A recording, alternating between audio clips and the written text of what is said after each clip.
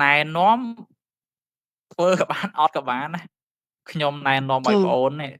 ខ្ញុំណែនាំឲ្យប្អូនទៅពេទ្យបើមិនទៅពេទ្យទេអឺមានបញ្ហាចេះតែមិនទៅក៏បានដែរអាហ្នឹងពាក្យណែនាំតែបើបញ្ជាអត់បានទេមិនចឹងឯងត្រូវទៅបាទពាក្យបញ្ជាបើសិនជាមិនធ្វើតាមអាហ្នឹងគឺអឺនៅក្នុងច្បាប់បើសិនជាអាជ្ញាធរបើសិនជាក្នុងករណីមិនអនុវត្តតាមអឺបទបញ្ជាផុសថ្នាក់លើទេមកថាហ៊ានអញ្ចឹងណាមន្ត្រីជប៉ុនគឺគេឲ្យនិយមន័យខាងលើហ្នឹងគឺសិទ្ធិជាកាន់កាប់ដូចគ្នាគេប្រើពាក្យសិទ្ធិកាន់កាប់ដូចគ្នាហើយដល់ពេលឲ្យនិយមន័យក៏គេប្រើពាក្យសិទ្ធិកាន់កាប់ដែរអាយ៉ាគេប្រើពាក្យសិទ្ធិកាន់កាប់ដែរខុសពីយើងអត់មានខាងលើយើងប្រើពាក្យថាសិទ្ធិកាន់កាប់តែឲ្យនិយមន័យការកាន់កាប់ទេពីផ្ទុយគ្នាអញ្ចឹងណាហើយចំពោះអឺសិទ្ធិកាន់កាប់នេះខ្ញុំធ្វើ slide ដែរតែខ្ញុំធ្វើ slide តបានទៅសេអីមកបានបន្តិចពេលទៅអឺមានគេឆាតសួរទៅក៏អត់បានធ្វើបដ ாய் ទៅអញ្ចឹងខ្ញុំក៏យកមេត្រាយកមកជជែកគ្នាសិនហើយចាំខ្ញុំជាយើងធ្វើ slide ដោយសារខ្ញុំគិតថា slide វាល្អជាងមើលមេត្រាដោយសារយើងមានឯកសារខ្ញុំបញ្ចូលជាគោលគំនិតច្រើននៅក្នុង slide អញ្ចឹងនៅពេលដែលយើងយកទៅមើលទៅវាអាចជាប្រភពក្នុងការស្រាវជ្រាវបន្តដែរតែបើយើងមើលមេត្រាហ្នឹងគឺបើយើងអត់ note ឬក៏យើងអត់បើកក្រមនៅចិត្តទេយើងអង្គុយស្ដាប់ខ្ញុំគិតថាយ៉ាងច្រើនចាំតែពេលហ្នឹងពេលក្រោយមកទៀតអស់លីងអញ្ចឹងតួ note អញ្ចឹងមកគេអ្នករៀនគួរគេមានអង្គរបស់គេអញ្ចឹងនៅក្នុងនេះខ្ញុំបញ្ជាក់បន្តិចតាក់ទងជាមួយនឹងពាក្យថាសិទ្ធិកាន់កាប់ហើយនឹងការកាន់កាប់គឺអត់ដូចគ្នាទេបើយើងនិយាយពីអ្នកណាកើតមុនយើងនិយាយថាតើសិទ្ធិកាន់កាប់កើតមុនឬក៏ការកាន់កាប់កើតមុនតាមពិតបើយើងមើលទៅគឺនិយមន័យនៃសិទ្ធិកាន់កាប់នេះនៅក្នុងចំពោះទី3ដែលគេប្រើពាក្យថាសិទ្ធិកាន់កាប់នេះគឺយើងមើលឃើញនៅក្នុងយកតាមក្រមផលប្រទេសជប៉ុនដូចគ្នាដែរនៅប្រទេសជប៉ុនគឺគេប្រើពាក្យសិទ្ធិកាន់កាប់តែម្ដងគេប្រើពាក្យសិទ្ធិកាន់កាប់តែម្ដងហើយបើគេប្រើពាក្យសិទ្ធិកាន់កាប់ដោយសារតែនៅក្នុងហ្នឹងគេមានចែងពីធាតុមួយគេហៅថាធាតុអត្តនោម័តនៅក្នុងការកាន់កាប់បើន័យថាធាតុផ្លូវចិត្តលក្ខខណ្ឌផ្លូវចិត្តនៅក្នុងការកាន់កាប់អញ្ចឹងដល់ពេលមានចែងធាតុហ្នឹងមួយទៅគេឲ្យយមន័យទៅលើសិទ្ធិកាន់កាប់នៅក្នុងមាត្រា180កុដនិងមាត្រា181នៃក្រមរដ្ឋវិន័យរបស់ប្រទេសជប៉ុនគឺគេចែងតាក់ទងជាមួយនឹងសិទ្ធិកាន់កាប់ហ្នឹងឯងតែដល់ពេលឲ្យនិយមន័យតាក់ទងជាមួយនឹងសិទ្ធិកាន់កាប់ហ្នឹងគឺមានភាពស្រដៀងគ្នាមួយក្រមរដ្ឋវិន័យរបស់យើងដែរគឺគេឲ្យយមន័យដំបូងបំផុតគឺទៅលើការកាន់កាប់សិនអញ្ចឹងបើន័យថាម៉េចបើន័យថាលុះត្រាតែមានការកាន់កាប់បានមានសិទ្ធិកាន់កាប់ជាគោលការណ៍លុះត្រាតែមានការកាន់កាប់បានមាននៅសិទ្ធិកាន់កាប់ប៉ុន្តែមិនមែនគ្រប់ការកាន់កាប់ទាំងអស់តម្រូវឲ្យមានសិទ្ធិកាន់កាប់ទាំងអស់នោះទេបើន័យថានៅក្នុងករណីខ្លះអត់មានការកាន់កាប់ប៉ុន្តែមានសិទ្ធិកាន់កាប់ដែរនៅក្នុងប្រព័ន្ធហ្នឹងគេហៅថាប្រព័ន្ធនៃការកាន់កាប់ដោយតំណាងនៅតាមនៅក្រមរដ្ឋវិន័យរបស់ប្រទេសជប៉ុនគឺគេប្រើពាក្យថាកាន់កាប់តាមប្រព័ន្ធនៃការតំណាងអ្នកតំណាងចំនួនហ្នឹងគឺឲ្យកាន់កាប់ទៅហើយម្ចាស់សិទ្ធិហ្នឹងគឺគាត់កាន់កាប់ដោយប្រយោលណាអាហ្នឹងគោលគំនិតរបស់ប្រទេសជប៉ុនដែរប៉ុន្តែយើងគឺយើងអត់យកប្រព័ន្ធការកាន់កាប់តាមរយៈការតំណាងអីទេគឺយើងបែងចែកទៅពីរទេគឺការកាន់កាប់ដោយចំពោះនិងការកាន់កាប់ដោយប្រយោលការកាន់កាប់ដោយតំណាងក៏វាអត់ខុសដែរប៉ុន្តែគាត់ថាយើងមានការភ័ន្តច្រឡំជាមួយនឹងការតំណាងតែប៉ុណ្្នឹងឯងចឹងដើម្បីកុំឲ្យមានការភ័ន្តច្រឡំគឺគេចែងប្រភេទនៃការកាន់កាប់ហ្នឹងដោយយកការកាន់កាប់ដោយចំពោះនិងការកាន់កាប់ដោយប្រយោលហើយការដែលចែងបែបហ្នឹងគឺគេយកគោលគំនិតតាមច្បាប់ភូមិបាលឆ្នាំ2001ព្រោះច្បាប់ភូមិបាលឆ្នាំ2001ក៏មានការបែងចែកនៅប្រភេទនៃសិទ្ធិកាន់កាប់ហ្នឹងដែរគឺការកាន់កាប់ដោយចំពោះនិងការកាន់កាប់ដោយប្រយោលតែអីដែលយើងត្រូវពិចារណាដំបូងហ្នឹងគឺបើយើងកាលណានិយាយអំពីការកាន់កាប់សំដៅទៅលើការក្តាប់ទុកវត្ថុបើយើងនិយាយអីសាមញ្ញបានន័យថាអ្នកដែលកាន់កាប់ហ្នឹងការកាន់កាប់ហ្នឹងគឺជាការកាន់កាប់ជាក់ស្ដែងលើវត្ថុជាការកាន់កាប់ជាក់ស្ដែងលើវត្ថុអញ្ចឹងបុគ្គលដែលគាត់បានកាន់កាប់ជាក់ស្ដែងលើវត្ថុនាំឲ្យគាត់មាននូវសិទ្ធិកាន់កាប់ ទោះបីជាធាតុពិតគាត់មិនមែនជាម្ចាស់វត្ថុនឹងក៏ដោយក៏គាត់មានសិទ្ធិកាន់កាប់ដែរនៅកន្លែងនេះការនិយមន័យទាក់ទងនឹងការកាន់កាប់មានការខុសប្លែកគ្នាជាមួយនឹងក្រមប្រពៃណីរបស់ប្រទេសជប៉ុនដោយសារតែប្រទេសជប៉ុនគឺគេប្រើពាក្យថាការកាន់កាប់សំដៅទៅលើការក្តាប់ទុកវត្ថុដោយមានឆន្ទៈយកជាដោយមានឆន្ទៈក្នុងការកាន់កាប់ហ្នឹងដោយមានឆន្ទៈយកជារបស់ខ្លួនន័យថាកាន់កាប់ដោយមានឆន្ទៈជាកម្មសិទ្ធិរបស់ខ្លួនណាអញ្ចឹងនៅក្នុងក្រមរដ្ឋវិន័យប្រទេសជប៉ុនគឺមានលក្ខខណ្ឌមួយទៀតគឺត្រូវតែមានឆន្ទៈកាន់កាប់សម្រាប់ខ្លួនឯងប៉ុន្តែនៅក្នុងក្រមរដ្ឋវិន័យរបស់យើងគឺអត់មានទេអត់មានឲ្យនិយមន័យទៅលើធាតុអត្តនោម័តដែលមានឆន្ទៈយកជាកម្មសិទ្ធិហ្នឹងទៀតទេដែលមានឆន្ទៈកាន់កាប់ជារបស់ខ្លួនហ្នឹងឯងគឺប្រើពាក្យតែមួយគត់គឺសំដៅទៅលើការក្តាប់ទុកវត្ថុប៉ុន្តែយើងសួរថាតើធាតុអត្តនោម័តបានន័យថាការកាន់កាប់ដោយមានឆន្ទៈជាការកាន់កាប់ជារបស់ខ្លួនណាវាស្ថិតនៅក្នុងនិយមន័យនៃការក្តាប់ទុកវត្ថុនឹងអត់បើយើងមើលតែកថាខណ្ឌនេះយើងឃើញថាបញ្ញត្តិនេះគឺអត់មានចែងទាក់ទងនឹងលក្ខខណ្ឌអត្តនោម័តទេប៉ុន្តែត្រូវចាំថាទោះបីជាអត់មានចែងក៏ដោយធាតុពិតនៅក្នុងគោលការណ៍នៅក្នុងទ្រឹស្ដីនៃសិទ្ធិកាន់កាប់ហ្នឹងគឺគេបានកំណត់ថាទោះបីជាក្នុងករណីដែលមិនបានចែងច្បាស់លាស់នៅក្នុងការកាន់កាប់ហ្នឹងដោយមានលក្ខខណ្ឌអត្តនោម័តដែលមានឆន្ទៈកាន់កាប់ជារបស់ខ្លួនហ្នឹងណាក៏មាត្រាហ្នឹងគឺចែងថាទោះបីជា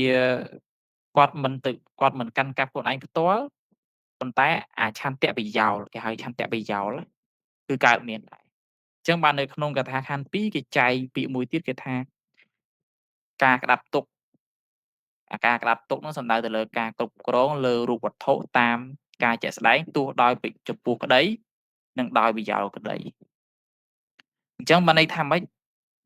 អឺទោះបីជាគាត់កាន់កាប់ដោយប្រយោលក៏ដោយក៏បានន័យថាគាត់មានឆន្ទៈរបស់គាត់នឹងជាម្ចាស់សិទ្ធិលើវត្ថុហ្នឹងអ្នកដែលមានអឺកាមសិទ្ធិលើអចលនវត្ថុហ្នឹងឥឡូវខ្ញុំឧទាហរណ៍មួយដើម្បីញែកពេលណាដែលយើងត្រូវញែកការកាន់កាប់ដោយចំពោះនិងការកាន់កាប់ដោយប្រយោលបើយើងអត់យល់កន្លែងហ្នឹងទេពេលដែលយើងរៀនអំពីការរលត់ណាយើងរៀនឈឺក្បាលបន្តិចខ្ញុំឧទាហរណ៍ថាបើសិនជាខ្ញុំជាម្ចាស់ទូរស័ព្ទដៃមួយហើយម្ចាស់ទូរស័ព្ទដៃខ្ញុំជាម្ចាស់ហាងលក់ទូរស័ព្ទដៃមួយឧទាហរណ៍អញ្ចឹងណាហើយពូម៉ាចគឺជាបុគ្គលិករបស់ខ្ញុំអញ្ចឹងនៅក្នុងករណីហ្នឹងខ្ញុំអត់នៅហាងទេខ្ញុំឲ្យពូម៉ាចហ្នឹងគឺជាអ្នកលក់ឲ្យខ្ញុំអញ្ចឹងជាក់ស្ដែងអ្នកកាន់កាប់ទូរស័ព្ទក្នុងហាងហ្នឹងខ្ញុំអត់ទៅហាងណាតែខ្ញុំជួលឲ្យពូម៉ាចហ្នឹងគាត់ជាអ្នកទៅហាងទូរស័ព្ទហ្នឹងដើម្បីធ្វើការលក់ដូរទូរស័ព្ទហ្នឹងអញ្ចឹងអ្នកកាន់កាប់ទូរស័ព្ទហ្នឹងមិនពូម៉ាចមិនអញ្ចឹងតែសំណួរសួរថាតើខ្ញុំមានការការកាន់កាប់ដែរគឺមានតែការកាន់កាប់របស់ខ្ញុំហ្នឹងគឺជាលក្ខណៈម៉េចគឺជាការកាន់កាប់ដោយប្រយោលការកាន់កាប់ដោយប្រយោលហ្នឹងឯងសួរថាខ្ញុំហេតុអីបានខ្ញុំមានសិទ្ធិកាន់កាប់ដែរដោយសារតែវាមានធាតុមួយទៀតនៅក្នុងហ្នឹងគឺខ្ញុំជាម្ចាស់សិទ្ធិមានន័យថាទោះបីជាខ្ញុំមិនទៅកាន់កាប់ជាក់ស្ដែងប៉ុន្តែធាតុពិតគឺមានឆន្ទៈអឺរបស់ហ្នឹងគឺជាកម្មសិទ្ធិរបស់ខ្ញុំប៉ុន្តែពូម៉ាចពេលដែលគាត់ទៅកាន់កាប់ហាងទូរស័ព្ទហ្នឹងគាត់លក់ទូរស័ព្ទហ្នឹងជាអាត់តាមធាតុសច្ចានុម័តគាត់អត់មានឆន្ទៈយកជាកម្មសិទ្ធិទេអញ្ចឹងនៅពេលដែលខ្ញុំនិយាយថាអឺខ្ញុំគឺជាអ្នកកាន់កាប់ដោយប្រយោលណាបានន័យថាខ្ញុំគឺជាម្ចាស់សិទ្ធិខ្ញុំជាម្ចាស់សិទ្ធិក្នុងករណីហ្នឹងហើយអ្នកដែលកាន់កាប់ដោយចំពោះបានន័យថាគឺជាការកាន់កាប់ការក្តាប់ទុកវត្ថុតាមការជាក់ស្ដែងគឺពូម៉ាចហ្នឹងគឺគាត់ចាត់ទុកថាជាអ្នកកាន់កាប់ដោយចំពោះតែអ្នកណាជាម្ចាស់សិទ្ធិអ្នកណាដែលមានជាម្ចាស់សិទ្ធិកាន់កាប់ពេញលេញគឺខ្ញុំមានសិទ្ធិកាន់កាប់ពេញលេញតែពូម៉ាយគាត់មានសិទ្ធិដែរប៉ុន្តែសិទ្ធិរបស់គាត់ហ្នឹងគឺមានសិទ្ធិធម្មតាគេហៅថាសិទ្ធិកាន់កាប់ទូទៅមិនមែនមានធាតុមួយគេហៅថាអត់មានចេតនាជាយកជាកម្មសិទ្ធិរបស់ខ្លួនឯងណា ចឹងអាហ្នឹងគឺទាក់ទងជាមួយនឹងអត្ថន័យនៃសិទ្ធិកាន់កាប់តែមួយទៀតអ្នកនរគ្នាត្រូវចាំទុកទៅពិនិត្យមើលមួយទៀតគេប្រើពាក្យកន្លែងនេះការកាន់ក្តាប់សំដៅទៅលើការក្តាប់ទុកវត្ថុហើយគេប្រើពាក្យមួយទៀតគេថាការក្តាប់ទុកវត្ថុសំដៅលើការគ្រប់គ្រងលើរូបវត្ថុអញ្ចឹងបានន័យថាមិនមែនទៅចាប់កាន់ទេគ្រាន់តែជាការគ្រប់គ្រងលើវត្ថុណាមួយគេចាត់ទុកថាហ្នឹងគឺជាការក្តាប់ទុកវត្ថុហើយតាមការតាមការជាក់ស្ដែងក្នុងនេះគេប្រើពាក្យថាតាមការជាក់ស្ដែងអញ្ចឹងធាតុពិតជាក់ស្ដែងរបស់យើងគ្រប់គ្រងលើវត្ថុហ្នឹងដោយរបៀបណាឧទាហរណ៍ដូចខ្ញុំមិញអញ្ចឹងខ្ញុំនិយាយថាខ្ញុំគ្រប់គ្រងវត្ថុរបស់ខ្ញុំហ្នឹងតាមរយៈពូម៉ែតអាចនិយាយថាគឺពូម៉ែតហ្នឹងជាអ្នកតំណាងឲ្យខ្ញុំដែរអញ្ចឹងនៅក្នុងករណីហ្នឹងការជាក់ស្ដែងខ្ញុំក៏មានការក្តាប់ទុកលើវត្ថុហ្នឹងដែរប៉ុន្តែខ្ញុំក្តាប់ទុកនោះដោយវិធីអីវិធីដោយចំពោះឬក៏វិធីដោយប្រយោលចឹងបើយើងមើលនៅក្នុងមាត្រាហ្នឹងទៅខ្ញុំក៏មានធាតុនៃការក្តាប់ទុកវត្ថុហ្នឹងដែរប៉ុន្តែការក្តាប់ទុកវត្ថុហ្នឹងតាមការជាក់ស្ដែងគឺខ្ញុំក្តាប់ទុកដោយប្រយោលដល់ពេលចំពោះពូម៉ាចគឺគាត់ក្តាប់ទុកវត្ថុដែរប៉ុន្តែគាត់ក្តាប់ទុកវត្ថុដោយចំពោះ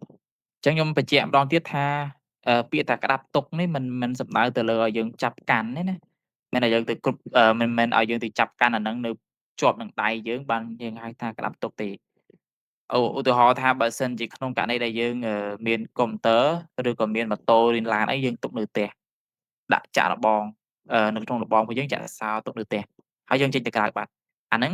តាមការជាក់ស្ដែងយើងឃើញថាក៏ជាការគ្រប់គ្រងលើវត្ថុហ្នឹងដែរអញ្ចឹងគឺចាត់ទុកថាបុគ្គលហ្នឹងគឺជាអ្នកដែលក្រាបហ្នឹងហើយអញ្ចឹងមាត្រា128 228គឺបែងចែកការកាន់កាប់ដោយចំពោះនិងការកាន់កាប់ដោយប្រយោល ហើយគេប្រើពាក្យមួយគេថាការកាន់កាប់អាចធ្វើបានដោយប្រយោលតាមរយៈអ្នកដទៃបានហើយនឹងមួយទៀតគេថានៅក្នុងកថាខណ្ឌនៅក្នុងករណីដែលបានកំណត់ក្នុងកថាខណ្ឌទី1ខាងលើនេះអ្នកដែលក្តាប់ទុកវត្ថុដោយផ្ទាល់ហៅថាអ្នកកាន់កាប់ដោយចំពោះហើយអ្នកដែលក្តាប់ទុកវត្ថុនោះតាមរយៈអ្នកដទៃហៅថាអ្នកកាន់កាប់ដោយប្រយោល កន្លែងនេះបើយើងមើលប៉ុណ្ណេះយើងសូមឲ្យពិចារណាទៅលើឃ្លានេះផងគេប្រើពាក្យនេះក្នុងករណីដែលបានកំណត់នៅក្នុងកថាខណ្ឌទី1ខាងលើអញ្ចឹងយើងពិចារណានៅក្នុងកថាខណ្ឌទី2យើងទៅពិចារណាក្នុងកថាខណ្ឌទី1សិនបានន័យថាយើងយកគោលគំនិតនៃកថាខណ្ឌទី1យកមកអនុវត្តក្នុងកថាខណ្ឌទី2ឥឡូវយើងមើលកថាខណ្ឌទី1គេថាការកាន់កាប់អាចធ្វើឡើងដោយប្រយោលតាមរយៈអ្នកដទៃ ចឹងបានន័យថាអ្នកដតីកន្លែងនេះគឺសំដៅដល់អ្នកកាន់កាប់ដោយចំពោះឬក៏កាន់កាប់ដោយប្រយោលក្នុងករណីហ្នឹងមើលឃ្លាគេថាការកាន់កាប់អាចធ្វើឡើងដោយប្រយោលអ្នកណាអ្នកឲ្យអ្នកធ្វើដោយប្រយោលអញ្ចឹងយើងមើលកថាខណ្ឌទី1យើងមកបូកជាមួយនឹងកថាខណ្ឌទី2គេថា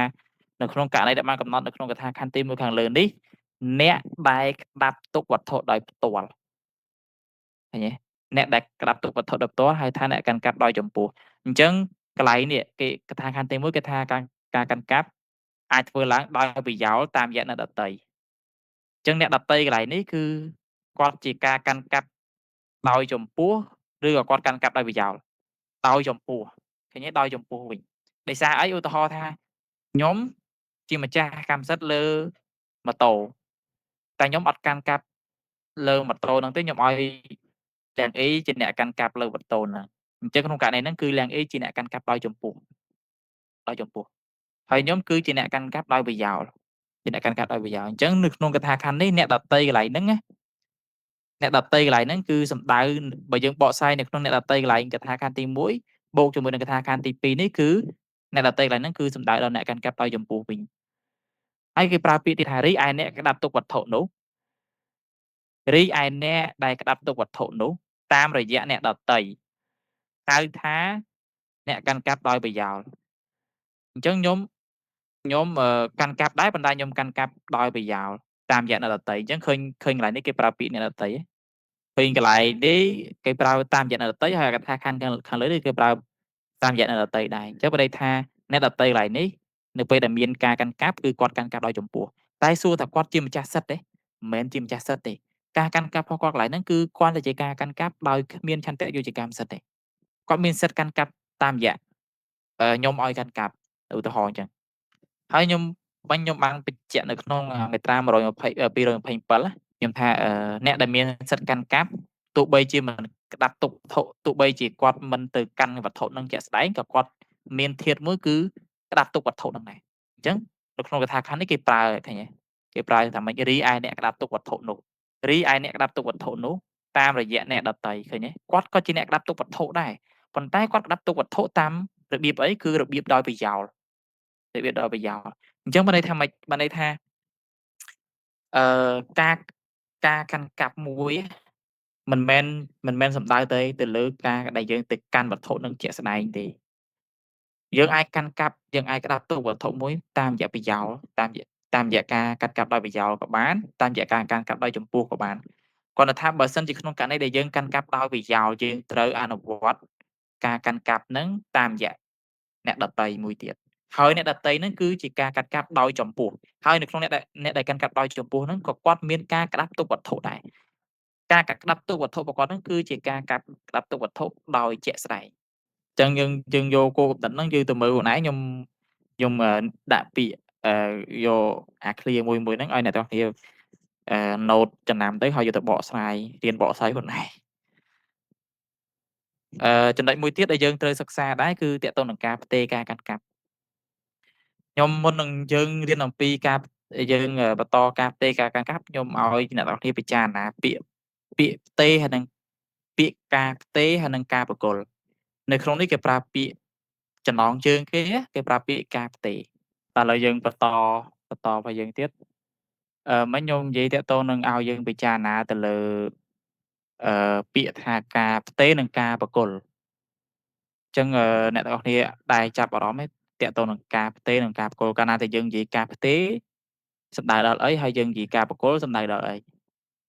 ពីព្រោះនៅក្នុងចំណងជើងគេប្រើពាក្យការផ្ទេរអ្នកទាំងអស់គ្នាទៅកត់ចំណាំអាកន្លែងហ្នឹងគេប្រើពាក្យការផ្ទេរប៉ុន្តែធាតុពិតនៅក្នុងអត្ថន័យនៃការផ្ទេរហ្នឹងវាមានប្រកបឃ្លាមួយទៀតគេហៅថាការប្រគល់វត្ថុវិញអញ្ចឹងអាពាក្យហ្នឹងមានន័យថាម៉េចហើយនៅក្នុងហ្នឹងអ្នកនរគ្នាចាំមើលបើសិនជាក្នុងករណីដែលយើងមើលអាមាត្រាហ្នឹងទៅអ្នកនរគ្នានឹងឃើញថាអឺការផ្ទេរមួយចំនួនគឺអត់មានការប្រគល់អត់មានការប្រគល់ទេគឺមានគេប្រើពាក្យតែការផ្ទេរប៉ុន្តែនៅក្នុងនោះអត់មានការប្រគល់ទេព្រោះប្រភេទនៃការផ្ទេរយើងមាន4នៅក្នុងមាត្រា229ហ្នឹងយើងមាន4ប្រភេទប៉ុន្តែប្រភេទមួយចំនួនខ្ញុំនិយាយប្រភេទមួយចំនួនគឺអត់មានធាតុនៃការប្រគល់វត្ថុនៅក្នុងនឹងទេមានតែការផ្ទេរចំណុចហ្នឹងហើយដែលយើងញែកគ្នាដាច់រវាងការប្រគល់4ប្រភេទហ្នឹងណាបើយើងអត់យល់ពាក្យថាផ្ទេរការផ្ទេរនិងការប្រគល់ទេយើងមើលមាត្រាហ្នឹងពិបាកបន្តិចខ្ញុំឲ្យអ្នកនរគ្នាពិចារណាឃ្លាកន្លែងហ្នឹងណាពាក្យកន្លែងហ្នឹងណាគឺប្រយ័ត្នប្រយែងពាក្យកន្លែងហ្នឹងគឺខាងលើគេប្រើពាក្យផ្ទេរតែនៅក្នុងខាងក្រោមមានពាក្យការប្រគល់មួយទៀតហើយកាលណាយើងញែកការផ្ទេរនិងការប្រគល់ដាច់បានន័យថាយើងនឹងមើលមាត្រាហ្នឹងងាយយល់ជាងតែបើយើងអត់ពិចារណាពាក្យផ្ទេរការផ្ទេរនិងការប្រគល់ទេខ្ញុំគិតថាមើលមាត្រាហ្នឹង3ដងក៏មើលមិនអាចយល់ច្បាស់ដែរឥឡូវខ្ញុំលើកឧទាហរណ៍មួយកថាខណ្ឌទី1គេប្រើគេចែងថាការកាន់កាប់ត្រូវបានផ្ទេរដោយការប្រគល់វត្ថុកាន់កាប់ឃើញទេការផ្ទេរត្រូវការកាន់កាប់ត្រូវបានផ្ទេរដោយការប្រគល់វត្ថុកាន់កាប់អានេះមួយកថាខណ្ឌទី2ខ្ញុំមើលត្រួសៗណាគេថាការកាន់កាប់ត្រូវបានផ្ទេរដូចគ្នាដោយការព្រមព្រៀងរវាងភាគីតែប៉ុណ្ណោះដោយគ្មានការប្រគល់នេះអ្នកទាំងអស់គ្នាចាប់អារម្មណ៍កថាខណ្ឌទី2គេថាបើអ្នកដែលនឹងទទួលអនុប្រទាននៃការកាន់កាប់ក្តាប់ទុកវត្ថុកាន់កាប់ដោយចំពោះតាមការជាក់ស្ដែងការកាន់កាប់ត្រូវបានផ្ទេរដោយការព្រមព្រៀងគ្នាតែប៉ុណ្ណោះអញ្ចឹងអត់មានពាក្យប្រគល់ទៀតណាដោយសារហេតុនេះអនុប្រទានជានៃការកាន់កាប់ត្រូវបាត់បង់ការកាន់កាប់ដោយប្រយោលដែលខ្លួនធ្លាប់មានតាមរយៈការកាន់ទុកវត្ថុកាន់កាប់អញ្ចឹងនៅក្នុងកន្លែងនេះគឺអត់មានពាក្យអត់មានអង្គហេតុនៃការប្រគល់មួយទៀតហើយអញ្ចឹងយើងចាំទី1គឺអឺប្រភេទនៃការប្ដូរលក្ខណៈនៃការកាន់កាប់អត់មានអង្គហេតុនៃការប្រគល់ទេការប្រគល់ជាក់ស្ដែងគឺអត់មានទេ មួយចំណុចមួយទៀតគឺទាក់ទងនឹងការប្រគល់ដោយសង្ខេបពាក្យកន្លែងហ្នឹងគឺជាការប្រគល់ដោយសង្ខេបប៉ុន្តែអត់មានអង្គហេតុនៃការប្រគល់ដូចគ្នា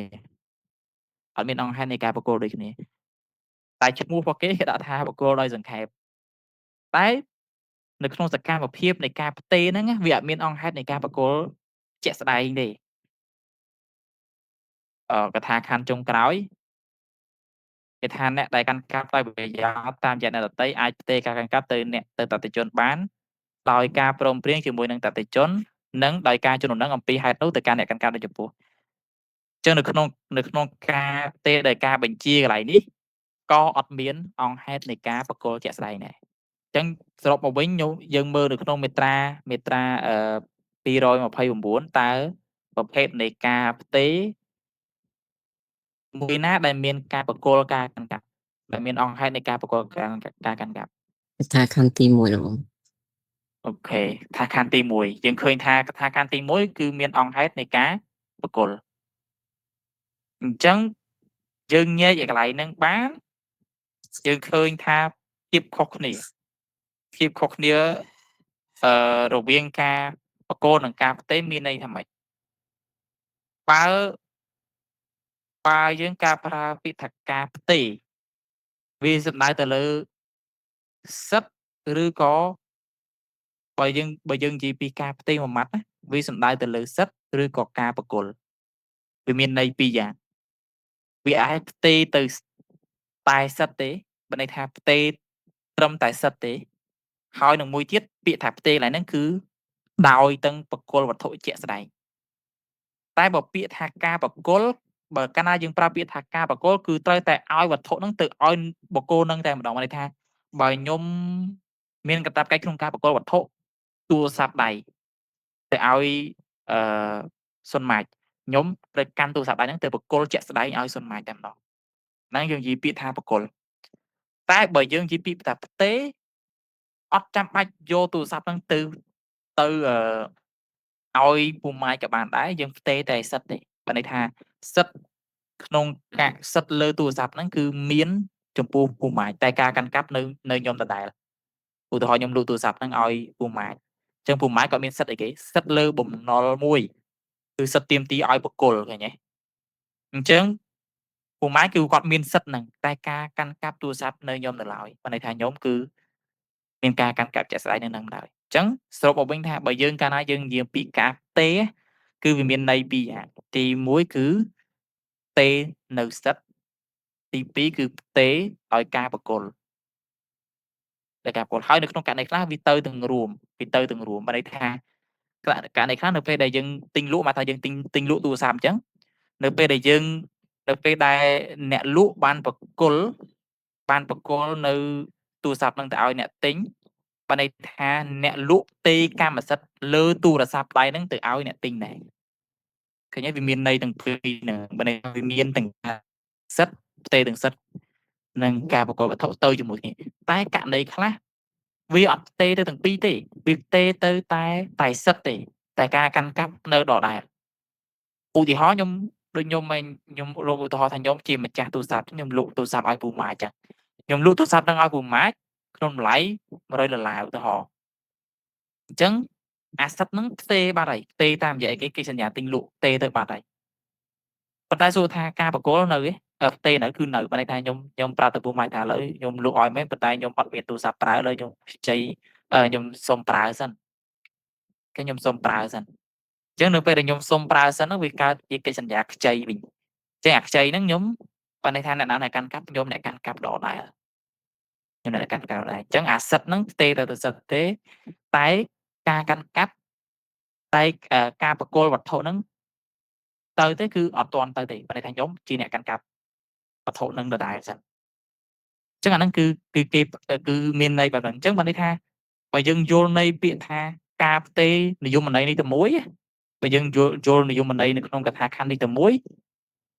បើន័យថាយើងបើន័យថាយើងអាចយល់បានប្រភេទរបស់វាហើយបើន័យថាប្រភេទខ្លះវាមានផ្ទេរទៅតែសិទ្ធទេប្រភេទខ្លះវាផ្ទេរទៅទាំងសិទ្ធទាំងវត្ថុ ឧទាហរណ៍ដូចជាក្នុងករណីនៃការប្រគល់វត្ថុអញ្ចឹងបើសិនជាក្នុងករណីនៃការប្រគល់វត្ថុវាអាចទៅទាំងសិទ្ធទាំងទៅទាំងវត្ថុអូខេពេលដែលខ្ញុំញែកកន្លែងពាក្យការផ្ទេរនិងការប្រគល់វត្ថុហ្នឹងក្រៅពីហ្នឹងដូចខ្ញុំមិនបាច់ចាំធ្វើបញ្យលមួយទេដោយសារខ្ញុំកន្លែងហ្នឹងខ្ញុំប្រាប់អស់ហើយថាឥឡូវពាក្យផ្ទេរហ្នឹងវាអាចផ្ទេរទៅតែសិទ្ធឬក៏ផ្ទេរទៅដោយការប្រគល់វត្ថុឥឡូវបើយើងមើលប្រភេទមួយខ្ញុំគូសបញ្ជាក់ឲ្យនេះក្នុងករណីនៃការផ្ទេរដោយការប្រគល់វត្ថុអញ្ចឹងគេហៅថាការប្រគល់ដោយជាក់ស្ដែងការប្រគល់ដោយជាក់ស្ដែងអញ្ចឹងក្នុងករណីហ្នឹងគឺមានការប្រគល់វត្ថុទៅតែអាខ្លះទៀតផ្ទេរតែទៅសិទ្ធទេតែប្រគល់អត់មានទេនេះដូចជាករណីនេះករណីហ្នឹងគឺ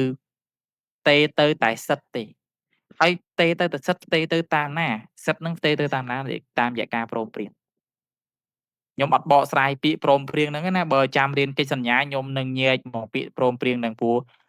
អត្ថន័យនៃពាក្យព្រមព្រៀងមួយបើសិនជាយើងអត់ពិចារណាឲ្យលម្អិតទេអឺ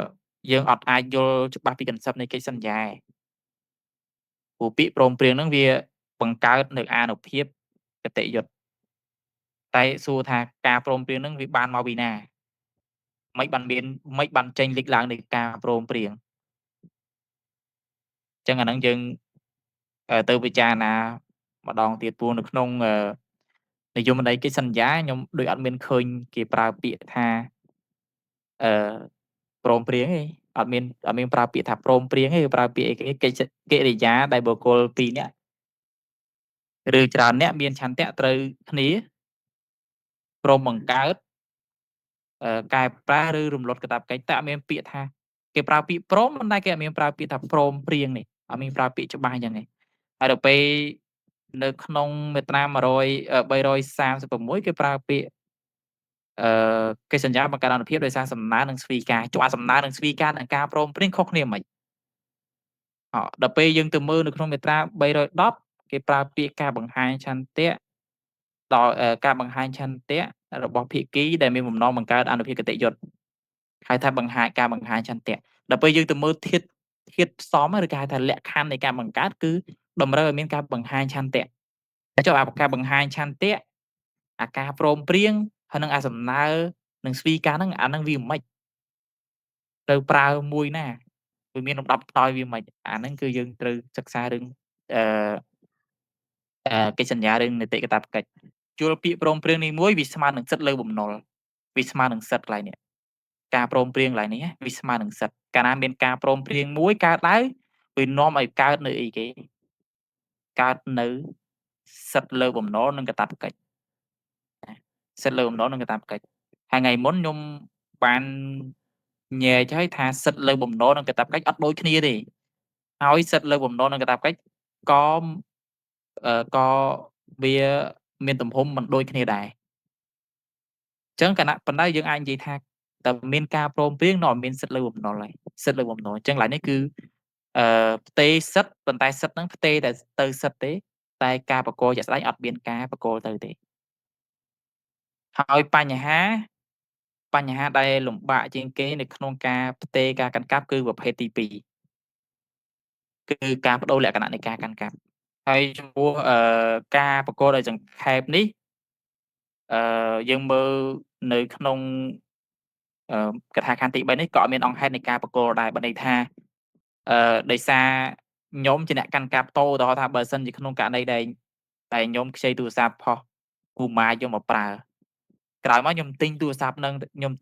ពីពូម៉ាយតែម្ដងអញ្ចឹងពូម៉ាយអត់មានការប្រគល់ទៀតទេព្រោះខ្ញុំអ្នកកាន់កាប់រួចហើយហ្នឹងអញ្ចឹងអាហ្នឹងគេហៅថាការប្រគល់ដោយសង្ខេប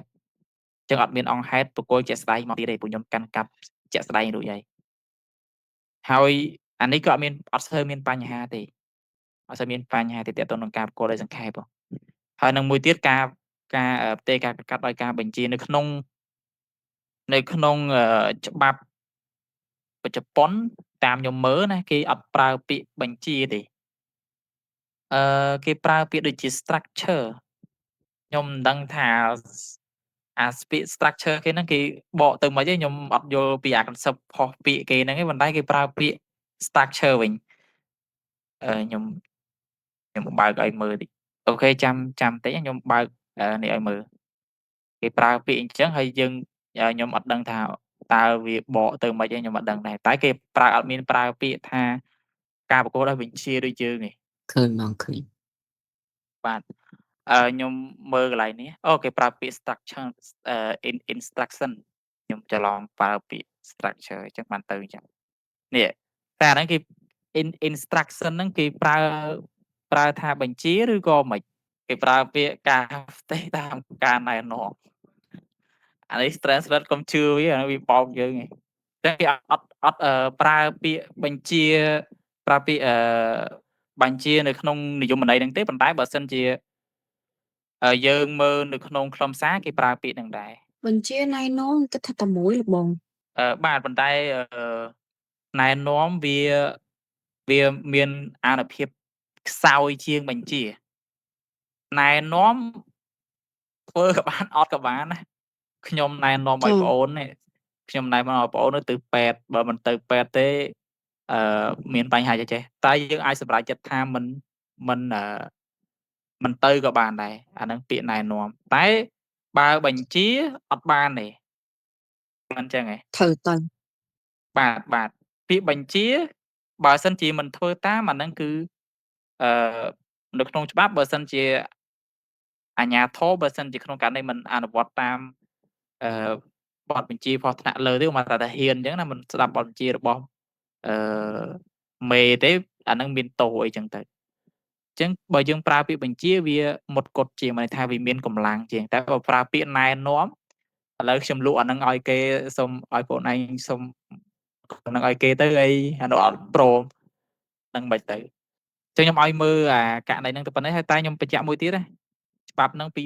គេ translate 2017ទេតែច្បាប់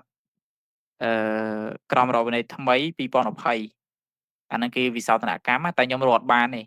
ព្រោះអាហ្នឹងខ្ញុំមិនដឹងថាម៉េចដែរលេង search ទៅវាមានឲ្យទិញនៅក្នុង website Amazon អីព្រោះញ៉ៃខ្ញុំខ្ជិលដែរចឹងមើលនៅក្នុងទៅហើយមួយទៀតមើលឲ្យមើលឲ្យអស់ហ្មងទៅតាក់ទងនឹងការប្រើឲ្យនិយមន័យនេះតែខ្ញុំនិយាយខាងលើហ្នឹងមានមាត្រា180ហ្នឹងគឺគេប្រើពាក្យ asset កាន់កាប់ហ្នឹងគឺដើរទៅលើការកាន់កាប់វត្ថុហ្នឹងដោយមានឆន្ទៈយកជាកម្មសិទ្ធិទៀតនេះដោយមានឆន្ទៈហ្នឹងយកជារបស់ខ្លួនទៀតអញ្ចឹងបើបើក្នុងករណីដែលអត់មានអាធាតុហ្នឹងអត់មានអាឆន្ទៈយកជារបស់ខ្លួនទេអាហ្នឹងវាបុគ្គលហ្នឹងអត់មានសិទ្ធិកាន់កាប់ទេអត់មានសិទ្ធិកាន់កាប់ទេតែនៅក្នុងក្រមរបស់យើងអត់មានប្រើពាក្យថាត្រូវមានឆន្ទៈយកជារបស់ខ្លួនអត់មានទេនៅក្នុងហ្នឹងតែគេបង្កប់ន័យមួយគឺក្នុងកថាខណ្ឌទី2នៅក្នុងមាត្រា227នៃក្រមរដ្ឋវិន័យរបស់យើងហ្នឹងគឺគេបង្កប់ន័យនៅក្នុងហ្នឹងតួយើងមើលអាធាតុហ្នឹងឲ្យឃើញណាដូចខ្ញុំបានលើកឡើងខាងមុនអញ្ចឹងហើយនៅក្នុងហ្នឹងដូចខ្ញុំថាអញ្ចឹងគឺនៅក្នុងច្បាប់ផលប្រទេសជប៉ុនគឺគេឲ្យនិយមន័យខាងលើហ្នឹងគឺសិទ្ធិជាកាន់កាប់ដូចគ្នាគេប្រើពាក្យសិទ្ធិកាន់កាប់ដូចគ្នាហើយដល់ពេលឲ្យនិយមន័យក៏គេប្រើពាក្យសិទ្ធិកាន់កាប់ដែរអាយ៉ាគេប្រើពាក្យសិទ្ធិកាន់កាប់ដែរខុសពីយើងអត់មានខាងលើយើងប្រើពាក្យថាសិទ្ធិកាន់កាប់តែឲ្យនិយមន័យការកាន់កាប់ទេពីផ្ទុយគ្នាអញ្ចឹងណាហើយមូលហេតុដែលគេឲ្យនិយមន័យលើសិទ្ធិកាន់កាប់ដោយសារអីនេះដោយសារវាមានធាតុមួយគឺមានឆន្ទៈយកជារបស់មានឆន្ទៈកាន់កាប់ជារបស់ខ្លួនតែយើងអត់មានណាគេលុបអានឹងចោលដោយសារអីតាមទស្សនៈរបស់ប្រទេសជប៉ុនគឺគេគិតថាស្ថានភាពនៃការកាន់កាប់ជាក់ស្ដែងវាល្អជាងដែលកំណត់ថាឲ្យមានឆន្ទៈយកជាកម្មសិទ្ធិព្រោះបើសិនជាកំណត់បែបហ្នឹងនៅពេលនៅក្នុងកិច្ចការជំនួយមានហានិភ័យមិនឧទាហរណ៍ថាបើសិនជាក្នុងករណីដែលអ្នកដែលកាន់កាប់ហ្នឹងលុះត្រាតែមានឆន្ទៈយកជារបស់ខ្លួនបានហៅថាអ្នកដែលមានសិទ្ធិកាន់កាប់អញ្ចឹងប្រព័ន្ធនៃការតំណាងអត់អាចដំណើរការទៅល្អទេឧទាហរណ៍ដូចខ្ញុំលើកឡើងមិញអញ្ចឹងថាខ្ញុំជាម្ចាស់ហាងទូរស័ព្ទខ្ញុំអត់ទៅលក់ខ្លួនឯងទេខ្ញុំឲ្យពូម៉ាចជាអ្នកលក់ឲ្យខ្ញុំអញ្ចឹងយើងឃើញថាបើសិនជាចែងថាក្នុងករណីដែលសិទ្ធិកាន់កាប់ហ្នឹងមានលុះត្រាតែអ្នកដែលកាន់កាប់ហ្នឹងមានឆន្ទៈយកជារបស់ខ្លួនអញ្ចឹងពូម៉ាចគាត់អត់មានឆន្ទៈយកជារបស់ខ្លួនទេធៀបតាមលក្ខណៈសច្ចានុមត្តណាអញ្ចឹងមានន័យថាការកាន់កាប់របស់គាត់ហ្នឹងគឺអត់មានសិទ្ធិអញ្ចឹងបើអត់មានសិទ្ធិនៅពេលដែលគាត់ធ្វើការទិញលក់ទៅលើ អាចចរចរណវត្ថុដែលជាទូរស័ព្ទដៃហ្នឹងគឺមានន័យថាជាការទិញលក់ដោយគ្មានសិទ្ធិអញ្ចឹងបើសិនជាក្នុងករណីដែលទិញលក់ដោយគ្មានសិទ្ធិអញ្ចឹងវានាំឲ្យកិច្ចសន្យាហ្នឹងគឺมันអាចអនុវត្តកើតទេអញ្ចឹងនៅពេលដែលផ្ទេរក៏มันអាចអនុវត្តកើតអញ្ចឹងវាមានហានិភ័យមួយចំនួនកើតឡើងអញ្ចឹងបានអឺក្រមរដ្ឋវិន័យផលិតជប៉ុនគឺគេកែអាហ្នឹងចេញហើយកែអាហ្នឹងចេញឆ្នាំ2020គេកែប៉ុន្តែឆ្នាំ2017នៅដដែលទេណាអញ្ចឹងយ៉ាត់មើលយ៉ាត់ច្រឡំណាអូខេឥឡូវយើងត្រឡប់មកមាត្រា229យើងវិញ អត់មានទេលោកបងព្រោះអីបើសិនជាយើងបែងចែកពាក្យផ្ទេរហើយនិងពាក្យកាន់កាប់ពាក្យបកគលដាច់ពីគ្នាអាចថាយល់បាន អញ្ចឹងមានន័យថាអាចយល់បានណាពូម៉ាចូលពេលមុនយើងរៀនដែរតើមិនអញ្ចឹងមិនថារៀនដែរ ពីមុនរៀនតែអត់យល់ហ៎ឥឡូវទៅយល់ ខ្ញុំឃើញអត់ទេខ្ញុំឃើញនៅក្នុងក្រុមមួយគេបកស្រាយអាកន្លែងហ្នឹងដែរតែខ្ញុំមើលទៅខ្ញុំគិតថាបកស្រាយវែងឆ្ងាយពេកអត់យល់អា concept វាគោលគំនិតវាមួយហ្នឹងនាំទៅពិបាកវិញឯងតែខ្ញុំបញ្ជាក់មួយទៀតថាប្រភេទទី2គឺពិបាកណា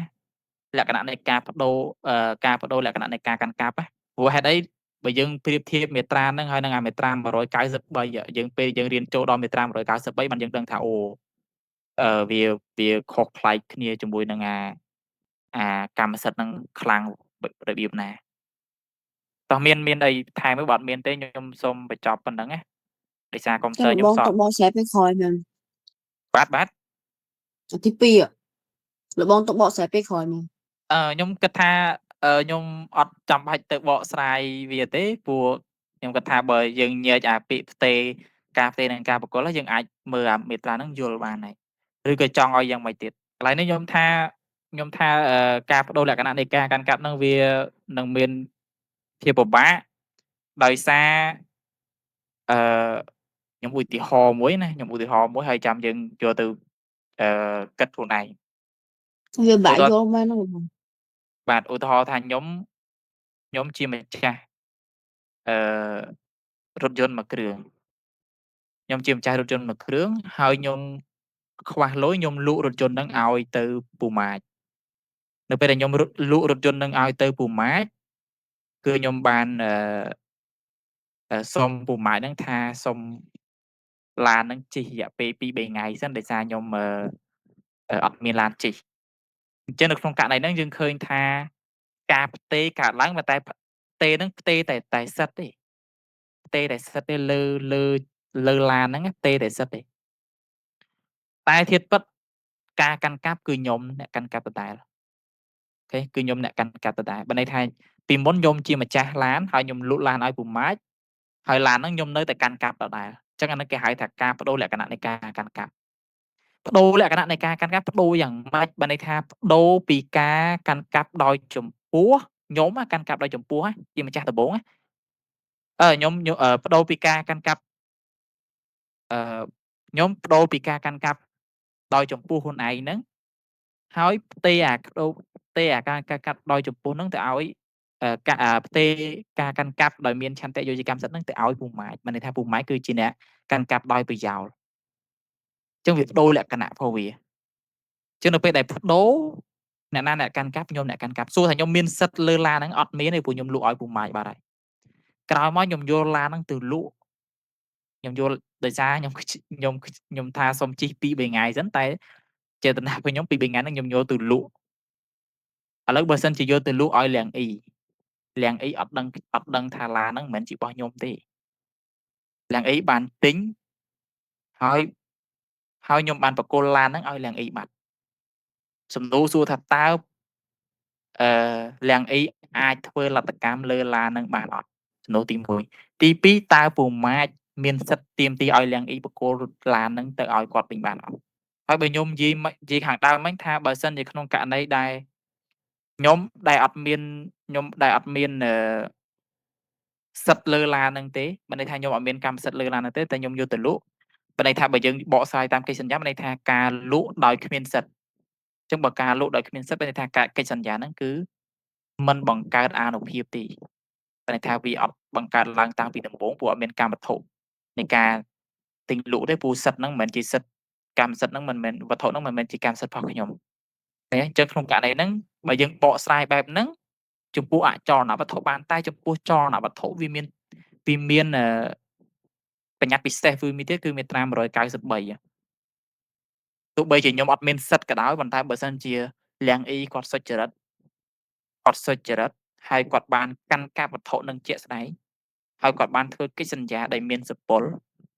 លៀងអ៊ីនឹងមានកម្មសិទ្ធិតតាំងមួយនឹងម្ចាស់កម្មសិទ្ធិកដើមបានអញ្ចឹងបាននៅក្នុងកន្លែងនេះគឺលក្ខណៈការប្តូរនៃលក្ខណៈនៃការកាន់កាប់នឹងមានហានិភ័យបានន័យថាម្ចាស់ដែលមានសិទ្ធិហ្នឹងគាត់អាចបាត់បង់នៅវត្ថុរបស់គាត់បានប៉ុន្តែគាត់បាត់បង់បានគាត់មានសិទ្ធិមួយទៀតក្នុងការទាមទារសំណងតែមិនអាហ្នឹងមានតែប៉ុណ្្នឹងឯណានៅច្រើនណាបើយើងរៀនទៅមុខទៀតយើងនឹងឃើញលក្ខណៈពិសេសរបស់វាមិនហ្មង